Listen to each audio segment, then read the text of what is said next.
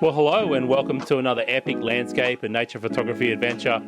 In this one, I show you how to use a long telephoto lens to pick out those details and find those creative compositions. All right, let's get it.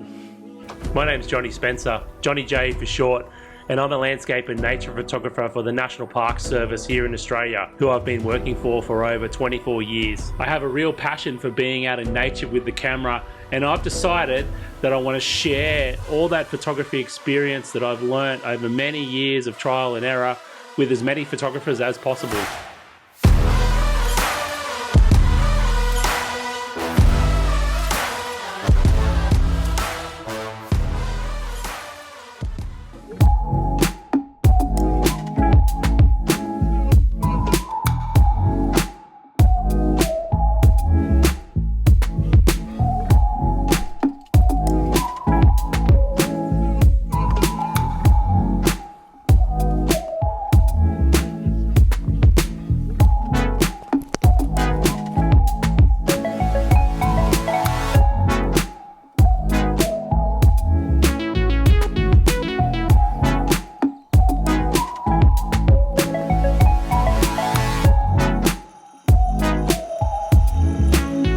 Well, good morning and welcome to the incredible Bungul National Park.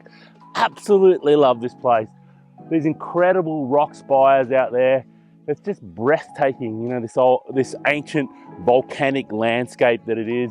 It's such a beautiful park. I absolutely love this place.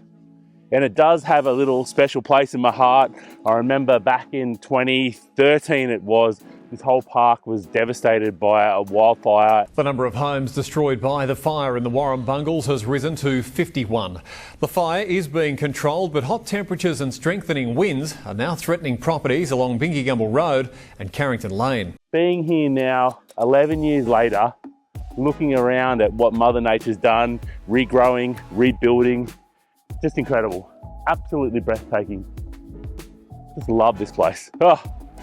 Anyway, so no clouds today, but that's okay. We've got these beautiful elements to pick out of the landscape.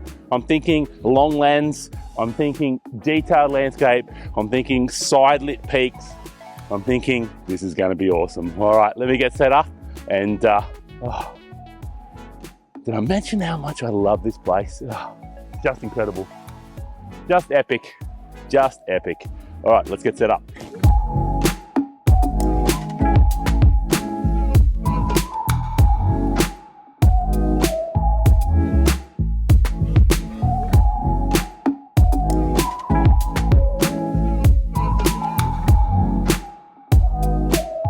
Alrighty, well, it's looking absolutely magic. We've got about 15 minutes before sunrise now, and the peaks are starting to get a little bit of a glow on them out there. I still think they could do with a little bit more side light, and I feel like it's going to get prettier a bit later on. But we do have Venus's belt out this way, which I think is looking really, really nice. All right, I'll show you a bit of the back of the camera here, and I'll pan around a little bit and show you what you can see with this 100 to 400. It's just absolutely incredible. Just love the range this gives you. So here's the amazing peaks you can see here. So I pan around, look at these. So this is all at 100 mil here. So we've got all these beautiful rock spires and volcanic mountains. I mean, look at this one over here as well, just beautiful. And then if I go into 400, you can see all the way into 400 there. You can see how much zoom you've actually got with this lens. It's just incredible. All right, so what I might do is take a couple of shots now just to get started. I feel like the light's going to be better a bit later on when we gets a bit higher and we get some nice side light across our scene. But I'd like to play around with a few compositions. So let's jump over to the back of the screen here and I'll show you what I'm looking at here. So you can see 1/8 f8 ISO 100, and I'm at about 200 mil at the moment. So still plenty to play around with. Like, you can see how far I can absolutely zoom in. And actually, you know what? I actually like filling the frame with these two pinnacles. That's kind of nice there. So about 250 mil. See, focus is pretty simple with this one. Not going to have to worry about it too much. Everything's off at infinity, and I'm at f8, so there's plenty there. But 2-second timer, really important. I'm going to take my first shot there and play that back. Let's have a look. Oh, just love those rock spires. Look at it. Everything's nice and sharp. We've got a bit of that sort of Venus's belt there, bit of a glow in the background, so I think that's kind of nice. Yeah, absolutely love that. Looking really, really cool. So that's about all I'll be doing right now, just panning around, getting a few compositions in this early light, just in case something doesn't happen later on. You know, you just never know. You want to take advantage of any of the light that you've got in a scene like this, and just hope that when the sun comes up, we do get some of that nice side light that I think we're going to get, given the direction of the sun is about 90 degrees to our rock spires and pinnacles here. So yeah, just going to pan around, take a few more shots now.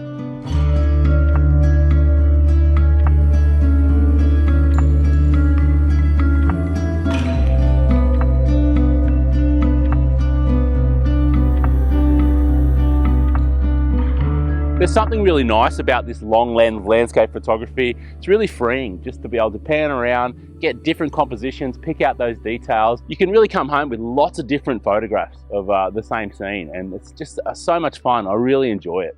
A long lens is like a must for your landscape photography kit. At least something out to 200 millimeters, if not something like this, 100 to 400. Just amazing. I absolutely love it. All right, so we're starting to get some lovely light out there on the peaks. It's getting the first light. It's now time to really go and start shooting. So you can see at these beautiful peaks here. So we're at about 1/30th right now, and I am underexposed by about a stop and a third, just to hold back that sky a little bit there. So when you're getting this peak light like we are right now, the idea now is just to pick out all those compositions that we found earlier on, okay? You're just going through the same scene, reshooting them all in this different light. Oh, the light is just looking absolutely amazing. It's just washing across the scene out there, looking absolutely glorious. Even this rock down here, split rock, starting to get some light across the top of it. So I'm going to switch around to portrait orientation now. I'm thinking what I'm going to do now I'm here on portrait orientation, I'm going to take a bit of a panorama as well. So just going to level up my tripod, level up my camera there, and just sweep across a couple of these peaks, because I think there's a really interesting panorama to be had out there as well. So here's what I'm thinking for the panorama, starting somewhere over here and just panning through the scene till this peak here, to about there somewhere. And I think that'll be a nice little panorama. So it's going to be a pretty simple one. Remember, with panoramas, you just want to make sure you're overlapping by about, about a half to a quarter. And just going to take this images here.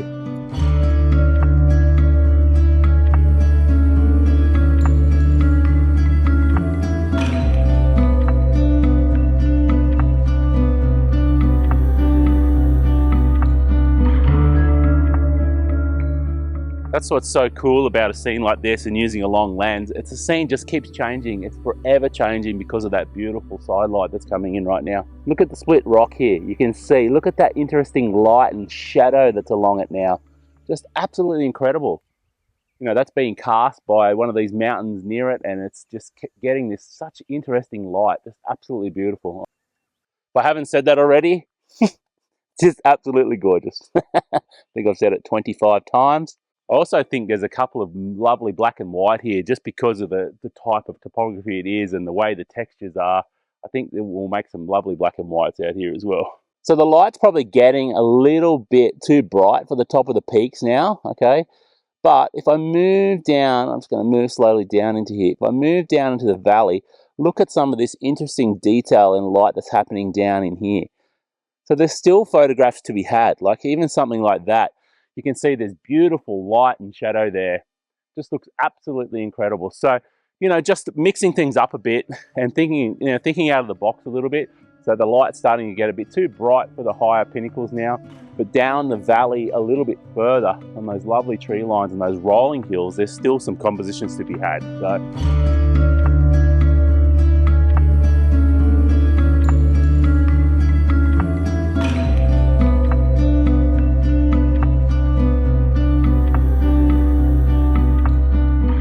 Alright, good people, that's it for the fieldwork part. Let's jump over to Lightroom and I'll show you my favorite compositions. Shot lots and lots of different compositions here.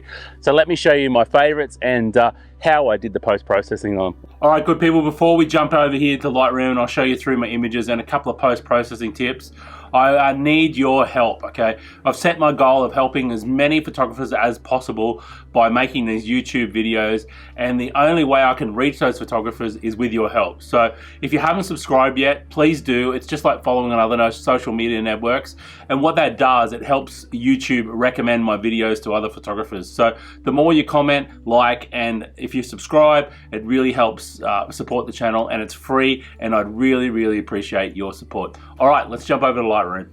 All right, so here we are. I just wanted to show you a couple of things here. You can see here these three images. So there's this one that was taken in that earlier light, and you can see we've got those cool magenta tones. And then this one that was taken at first light when it was just getting a bit of that side light. And this one was taken a bit later on when that light got a bit higher. And that's what I mentioned. I sort of switched the way I was shooting down the valley a little bit there. So you can see the three of them there, 2, 3, all the same composition in different light, and you can see how much that light really changes the scene. It's just absolutely incredible there. There's another one I took a bit earlier on which I really liked in those magenta tones as well, which is cool.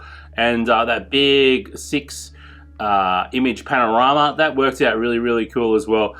So when the light did get a bit harsher, and there's that split rock, that's what I was saying, there's that cool shadow on split rock there, and you can see one thing I've done really to bring up the foreground. Let me delete this graduated filter here. If I just, you can see the foreground's lost a bit of texture there. So to combat that, what I've done is just added a linear gradient here, just dragged it up from the corner so it's just feathered nicely. And then what I've done is actually pull up the highlights there, pump up the whites in that area, and just add a little bit of clarity to that area. And you can see what it's done. It's really made those white trees from the fire there stand out. And if I do before and after just of that area, so there's before, after, I think that's just brought that area to life and looks really cool. All right, so something I just want to show you quickly here with the sky. You can see this mask I've got. So that's before, that's after, that's before, that's after. So I've just done a quick sky selection. So let me just delete that mask there. I'm just going to go create sky selection. And you can see the original sky, if I turn that off, is actually quite yellow. And the yellow is blending in with the yellow of the rock. So you're trying to get separation between those elements. And one way you can do it is with color, okay? So you can see as I cool down and maybe just add a touch of magenta to that sky as well there, you can see what it's done. It's made that sky a lot bluer. It's given some separation between those main rock elements and the sky, and it's really brought them out of the photograph. So just by a simple changing a bit of the temperature and tint there with a simple sky selection, it really makes that look cool. All right, good people, that's it for this one. If you've got a comment, question, or feedback, please drop them below. I'm more than happy to help you out with your photography. That's what I'm here for. And of course, if you like this video, give it a thumbs up. And if you really enjoyed this video, go and check this one out here. It's another long lands adventure where I went out picking out some details on a local lookout, and I've got some more good tips there about using the 100 to 400 as well. And as always, stay inspired, keep creating, and I'll see you in the next one. Peace.